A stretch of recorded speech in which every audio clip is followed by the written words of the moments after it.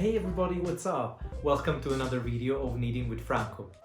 Today I'm going to show you how to cut the mozzarella for pizza. I'm going to show you how to cut it and how to keep it to allow the moisture, the excessive moisture, just to drip down and to avoid making a mess on top of your pizza.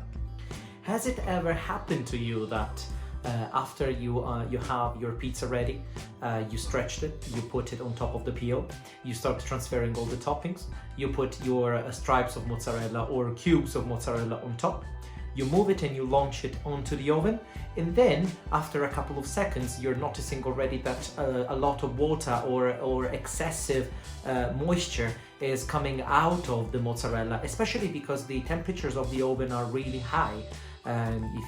Whether you're using an uni oven or whatever oven, if it's a gas oven or a fire or a wood fire powered oven, the temperatures sometimes can reach 450 or 500 degrees Celsius. So it's gonna get scorching hot in no time. And if the mozzarella has too much moisture in it, you're gonna make a mess.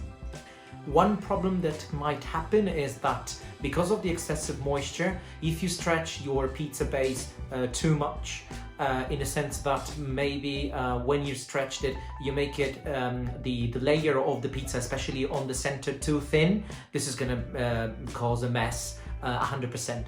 And this is because the moisture of the mozzarella is gonna create too much pressure on top of the pizza, on the center of the pizza, and this is gonna create a massive hole, and probably most likely it's almost impossible for you to recover it.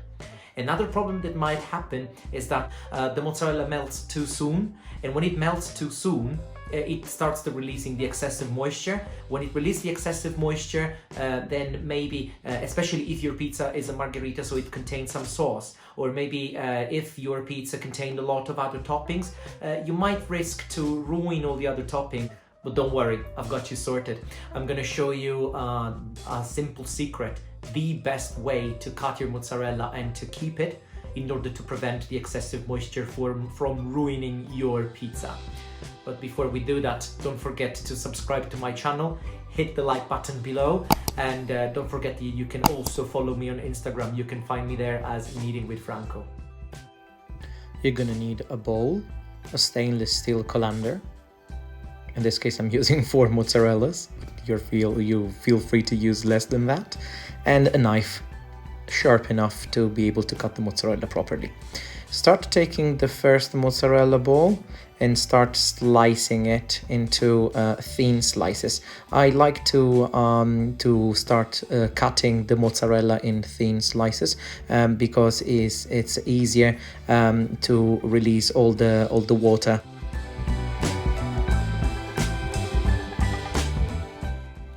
After I finish cutting all the slices, I put all the slices on top of each other and I start cutting again in order to create some mozzarella fingers, so to speak.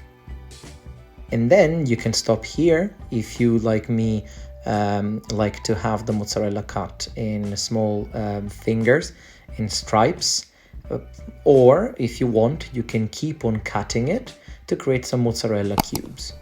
In my case, I like to use the stripes because I found that it melts in a way that I really prefer on top of the pizza.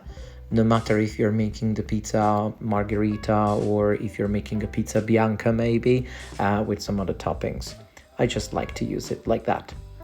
Now, I want you to have a look again at this process, but this time, rather than putting all the slices all together on top of each other, I start selecting 2 slices only, and then I keep on cutting into stripes and transfer the stripes of the mozzarella inside of the colander.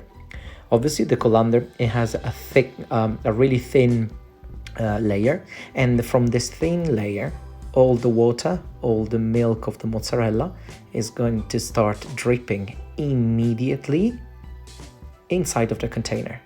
The container, after 2 or 3 hours, will be full of water coming from the mozzarella. It's going to stay at the base, at the bottom.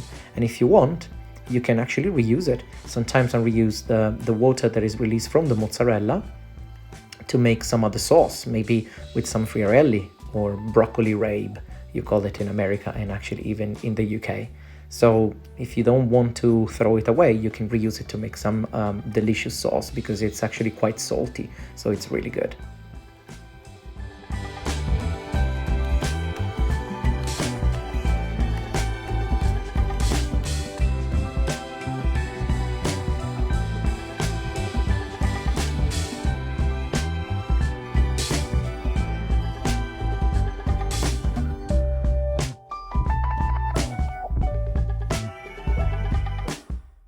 Here I'm repeating the process just for convenience for you.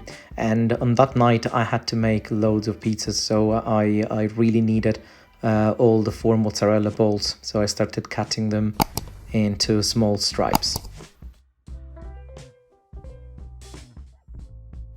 As I said already, if you don't like to cut your mozzarella in stripes and you feel that it's more convenient for you, or it's more practical for you to have it into cubes, you can actually follow exactly the same process that I'm following right now, as in cutting the very first part of the mozzarella into stripes. And then once the mozzarella is cut into stripes, you can at that point keep on cutting in order to form small cubes. And obviously you can keep it inside the colander in exactly the same way that I'm keeping my mozzarella right now. It's going to drip in the excessive water in exactly the same way. And you're going to find your bowl with a lot of water at the end of the process.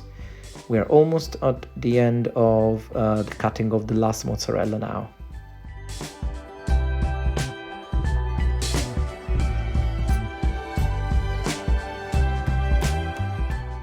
At the end of the process, don't forget to cover your mozzarella with some kitchen paper and leave it at room temperature for 2 or 3 hours.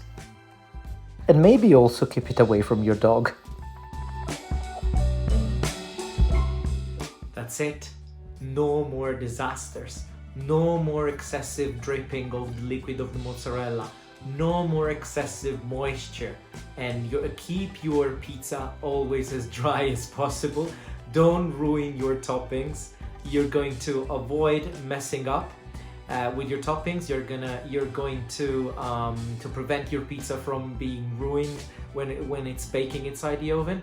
And I hope you're gonna thank me for this. Thank you very much for staying with me. See you at the next video. Don't forget to subscribe to my channel, hit the like button below, smash it like someone else would have said, and follow me on Instagram. You can find me there as Kneading with Franco. There is some special and exclusive content which I post daily on the other social network.